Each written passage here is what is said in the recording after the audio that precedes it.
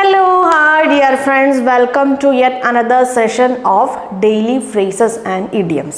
അപ്പോൾ daily phrases and idiomsൽ നമ്മളിപ്പോൾ നോക്കിക്കൊണ്ടിരിക്കുന്നത് hands വെച്ചിട്ടുള്ള phrases ആണല്ലേ. യെസ്, ഇന്നും ഞാൻ അതേപോലെ ഹാൻഡ്സ് വെച്ചിട്ടുള്ള ഒരു 5 ഫ്രേസസുമായിട്ടാണ് വന്നിട്ടുള്ളത്. സോ ആ ഫ്രേസസ് ഏതൊക്കെയാണ്, അത് നമ്മൾ എങ്ങനെ ഒരു സെൻറ്റൻസിൽ യൂസ് ചെയ്യണേ, അതേപോലെ അതിൻ്റെ മീനിങ്സ് എന്താണെന്നുള്ള കാര്യങ്ങളൊക്കെ നമുക്ക് നോക്കാം. അപ്പോൾ നമ്മളതിൽ ആദ്യം ഡിസ്കസ് ചെയ്യാൻ പോകുന്ന ഒരു ഫ്രേസാണ് ഔട്ട് ഓഫ് ഹാൻഡ്. ഈസിയാണ്, ഹാൻഡ്സ് വെച്ചിട്ടുള്ള എല്ലാ ഫ്രേസസും ഈസിയാണ്. ഇഫ് എ പേഴ്സൺ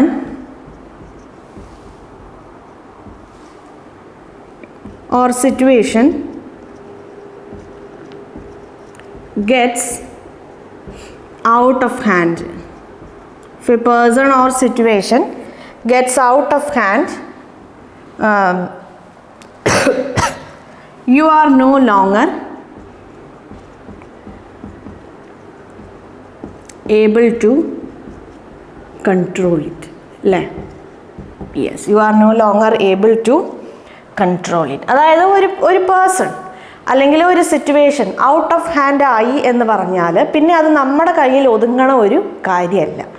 ആ ഒരു മീനിങ്ങിലാണ് നമ്മൾ ഏത് ഫ്രേസ് യൂസ് ചെയ്യണേ, ഔട്ട് ഓഫ് ഹാൻഡ്സ് എന്നുള്ള ഫ്രേസ് യൂസ് ചെയ്യണം. നമ്മുടെ കയ്യിൽ ഒതുങ്ങാത്ത കാര്യം എന്ന് പറയണ മീനിങ്ങിൽ നമുക്ക് യൂസ് ചെയ്യാൻ പറ്റുന്ന ഒരു ഫ്രേസാണ് out of hand. Say for example yesterday night അല്ലെങ്കിൽ yesterday's party the things got out of my hand. പിന്നെ എന്താ പറയുക, the things got out of my hand, so many issues happened. അവിടെ എന്തൊക്കെയോ സംഭവങ്ങൾ ഉണ്ടായി. എൻ്റെ കയ്യിൽ ഒതുങ്ങാത്ത ആ ഒരു അവസ്ഥയിൽ ആ കാര്യം എത്തി. ആ ഒരു മീനിങ്ങിലാണ് നമ്മൾ ഏത് ഫ്രേസ് യൂസ് ചെയ്യണേ, ഔട്ട് ഓഫ് ഹാൻഡ് എന്നുള്ള ഫ്രേസ് യൂസ് ചെയ്യണേ. യെസ്, നെക്സ്റ്റ് ഫ്രേസാണ് ചേഞ്ച് ഹാൻഡ്. ചേഞ്ച് ഹാൻഡ് എന്ന് പറഞ്ഞാൽ to pass from one person to another. ഇപ്പം നമ്മൾ മലയാളത്തിൽ നമുക്കൊരു യൂസേജ് ഉണ്ട്, എന്താണ്, നമ്മൾ കൈമാറി എന്ന് പറയും അല്ലേ. ഇപ്പോൾ ആ ഹോട്ടൽ കൈമാറി അല്ലെങ്കിൽ ആ ഒരു സ്ഥാപനം കൈമാറി, ആ സെയിം മീനിങ്ങിലാണ് നമ്മൾ ഏത് ഫ്രേസ് യൂസ് ചെയ്യണേ, ചേഞ്ച് ഹാൻഡ് എന്നുള്ള ഫ്രേസ് യൂസ് ചെയ്യണേ. അപ്പം എന്താ പറയുക, നമ്മളൊരു എക്സാമ്പിൾ നോക്കുകയാണെങ്കിൽ ദി ഹോട്ടൽ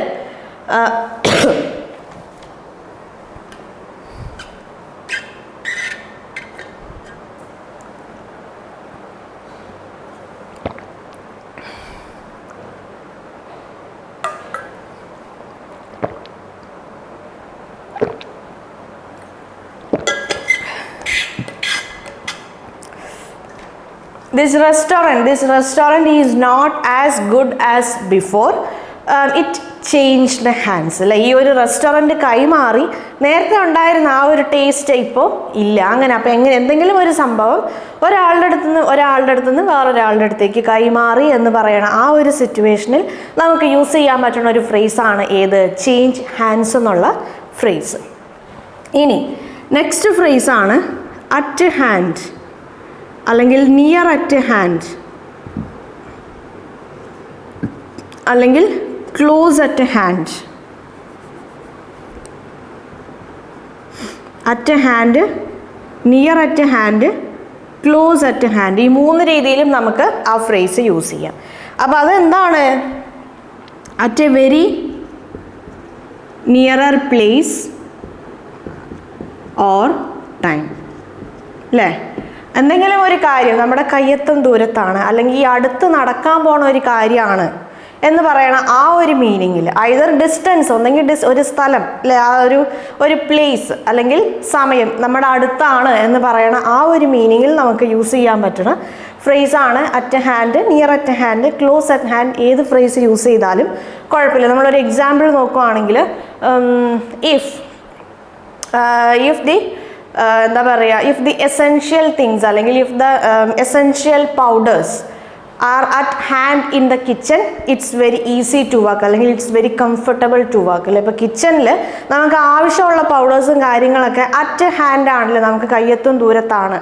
അങ്ങനെ ആണെങ്കിൽ നമുക്ക് ഈസിയാണ് വർക്ക് ചെയ്യാൻ, കംഫർട്ടബിൾ ആണ് നമുക്ക് വർക്ക് ചെയ്യാൻ. ഇനി വേറൊരു ഇപ്പോൾ അത് നമ്മൾ പറഞ്ഞത് പ്ലേസ് ആണല്ലോ, ഒരു ഡിസ്റ്റൻസ് വെച്ചിട്ടാണ് നമ്മുടെ ഫസ്റ്റ് എക്സാമ്പിൾ. വേറൊരു ടൈമിൻ്റെ ഒരു എക്സാമ്പിൾ നോക്കാം. After realizing that his retirement is near at hand, he started looking for a better business which suits him.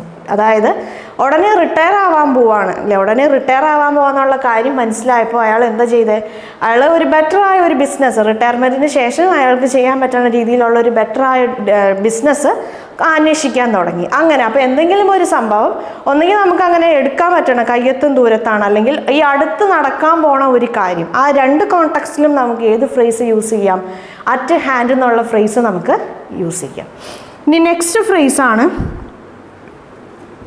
try your hands at. Try your hands at something. Try your hands at something. Try your hands at something എന്ന് പറഞ്ഞാൽ to try doing something.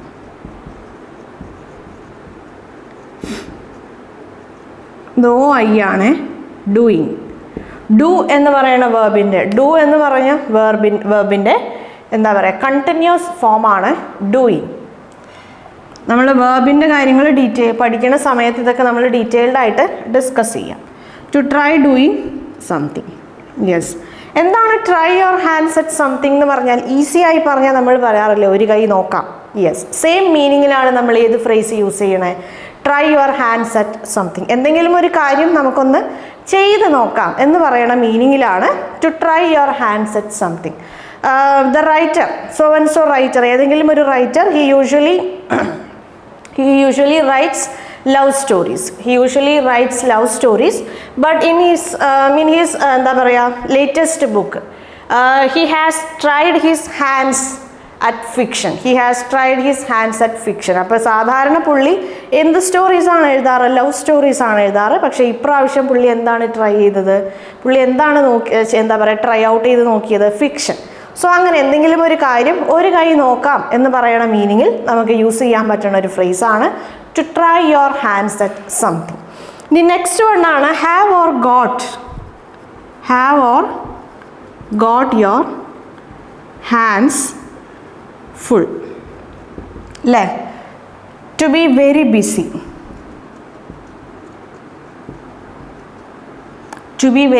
BC, ഒന്നെങ്കിൽ നമുക്ക് എന്താ പറയുക പിടിപ്പതും പണി, അങ്ങനെ ഒരു മീനിങ്ങിൽ നമുക്ക് യൂസ് ചെയ്യാം.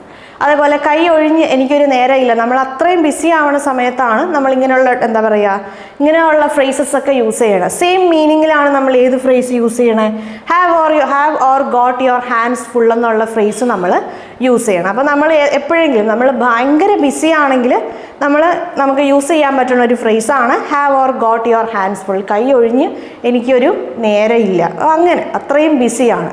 I have got my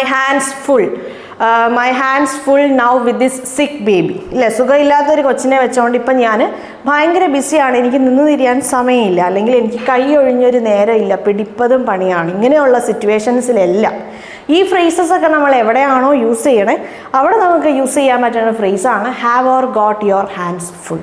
yes, നമ്മൾ ഇന്ന് ഭയങ്കര ഈസി ആയ 5 ഫ്രേസസ് ആണ് ഡിസ്കസ് ചെയ്തത്. എന്തൊക്കെയായിരുന്നു നമുക്കൊരു ക്വിക്ക് റീക്യാപ്പ് നോക്കാം. നമ്മൾ ആദ്യം ഡിസ്കസ് ചെയ്തതായിരുന്നു ഔട്ട് ഓഫ് ഹാൻഡ് അല്ലേ.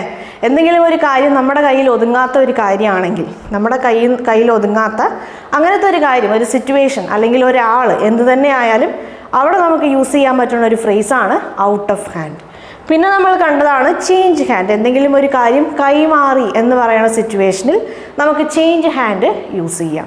പിന്നെ നമ്മൾ കണ്ടു അറ്റ് ഹാൻഡ് അല്ലെങ്കിൽ നിയർ അറ്റ് ഹാൻഡ് അല്ലെങ്കിൽ ക്ലോസ് അറ്റ് ഹാൻഡ്. ഈ 3 ഫ്രേസ് ആണെങ്കിലും എന്താണ് ഈ ഉടനെ നടക്കാൻ പോണ കാര്യം, ഈ അടുത്ത് നടക്കാൻ പോണ കാര്യം, അല്ലെങ്കിൽ നമ്മുടെ അടുത്തുള്ള എന്തെങ്കിലും ഒരു പ്ലേസോ അല്ലെങ്കിൽ തൊട്ടടുത്ത് എന്ന് പറയണം, അങ്ങനെ ഒരു മീനിങ്ങിൽ നമുക്ക് ഏത് ഫ്രേസ് യൂസ് ചെയ്യാം, നിയർ അറ്റ് ഹാൻഡ് അല്ലെങ്കിൽ അറ്റ് ഹാൻഡ് അല്ലെങ്കിൽ ക്ലോസ് അറ്റ് ഹാൻഡ് എന്നുള്ള ഫ്രേസ് യൂസ് ചെയ്യാം.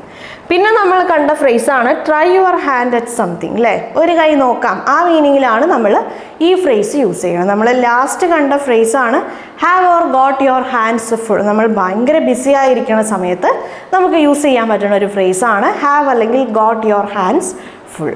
യെസ്, അപ്പോൾ നമ്മളിവിടെ ഡിസ്കസ് ചെയ്ത ഫ്രേസസ് ഒക്കെ നിങ്ങൾക്ക് മനസ്സിലായല്ലോ അല്ലേ? എന്തെങ്കിലുമൊക്കെ ഡൗട്ട്സ് ഉണ്ടെങ്കിൽ കോമെൻറ്റ് സെക്ഷനിൽ ചോദിച്ചാൽ മതി. നമ്മുടെ സെഷൻസ് ഡിസ്കസ് ചെയ്ത് പോണ സമയത്ത് നിങ്ങളുടെ ഡൗട്ട്സ് നമുക്കങ്ങനെ ക്ലിയർ ചെയ്ത് പോകാം. അപ്പം ഇതേപോലെ നെക്സ്റ്റ് ഫ്രേസസിൻ്റെ സെഷനിൽ വേറെ കുറച്ച് ഫ്രേസസ് ഒക്കെ ആയിട്ട് നമുക്ക് വീണ്ടും കാണാം. അതുവരെ ബൈ.